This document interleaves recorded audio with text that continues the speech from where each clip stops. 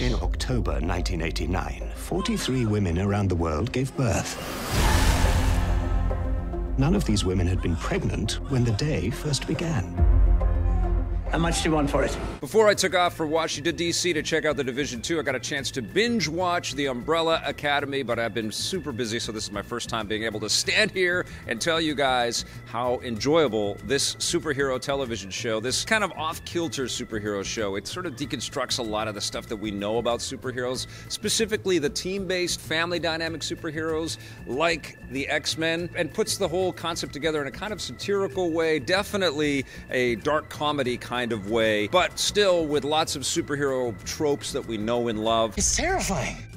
This is the story of this eccentric billionaire who discovers that people all over the world have been born on exactly the same day by women who had never shown any signs of pregnancy before, and he says, oh my God, there's something special here. So this crazy dude goes off and collects all of these different kids and tries to raise them and dive deep into their powers and abilities. And of course, this manifests in all kinds of weird eccentricities and a lot of hostile feelings towards each other within this family dynamic. And we get to know all of these different characters, and they all kind of represent types, superhero types. We've got the hulking giant monster guy who could be a cross between the Hulk and Man-Thing or Swamp-Thing or something like that. His name is Luke. He's almost part werewolf, and he's played by Tom Hopper, who we last saw in Game of Thrones, and he's pretty terrific. He has to wear this crazy bodysuit, and he's very, very big, and they always got him in these big puffy jackets, and he just looks like he's a walking cartoon character or a comic book character. Ellen Page plays this woman that has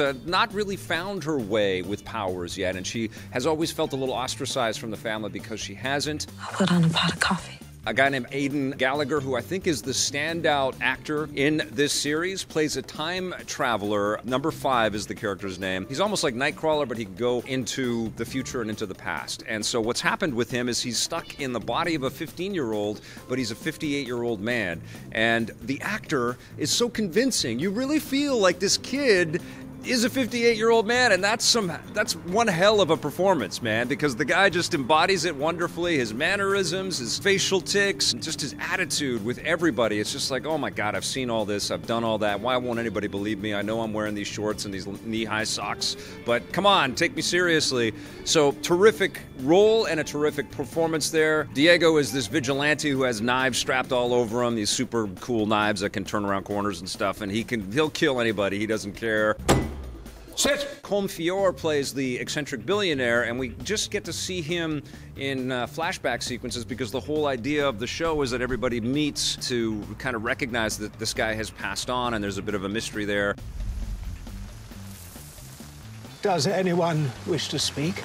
He was a monster.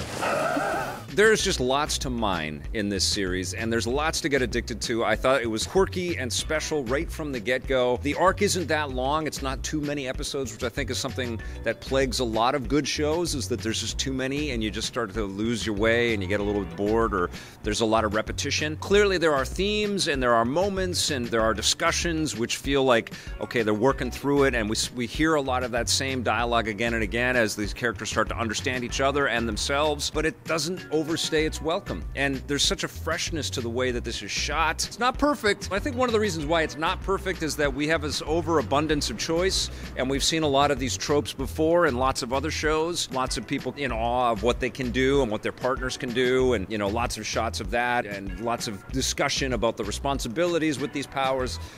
We've seen a lot of that in lots of movies and now lots of TV shows. So that freshness, that shine is taken off of it a little bit. Well, what if you were smarter? But still, this is wonderful stuff, and it's a massive hit already. That's something new since I started to watch this and started to binge it, is that it's become a massive success all over the world. I think it's one of the biggest streaming shows on Earth, and season 2 has already been greenlit. And what's really impressive about this show, this first season, is that it doesn't need more seasons. It's great just as it is, and that's really refreshing. You know, this could be just like one of those British shows where they only do like 6 or 8 episodes and that's it.